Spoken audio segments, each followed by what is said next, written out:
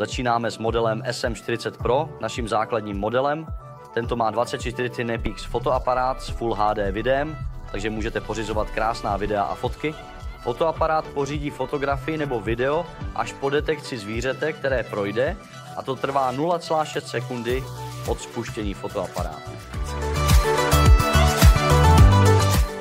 Každá z našich divokých kamer funguje podle stejných základních principů. Co tím myslím? Každá kamera je vybavena senzory, které dokážou detekovat jak pohyb, tak teplo přicházejících zvířat nebo lidí.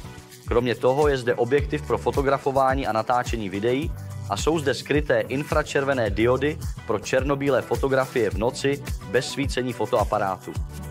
Každá z našich divokých kamer pracuje 24/7 plně automaticky, takže nezmeškáte nic ve vaší zahradě nebo v lese.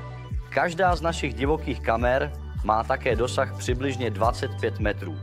Můžete si vybrat, zda chcete pořizovat fotografie, natáčet videa nebo obojí. Každá kamera je navíc vodotěsná IP66, takže ji můžete bez starostí pověsit venku na libovolném místě. Každá divoká kamera je dodávána s instalační sadou, kterou můžete použít k připevnění na zeď. Tímto připevněte dodanými šroubky. Kromě toho je u každého divokého fotoaparátu také šňůra. S pomocí šňůry můžete připevnit kameru ke stromu nebo sloupu tím, že šňůru přivážete zezadu a utáhnete pomocí tohoto systému. Každá z našich divokých kamer je dodávána s podrobným návodem v různých jazycích. Na zadní straně je QR kód pro přístup k videím a nástrojům. Jak začít s takovou divokou kamerou?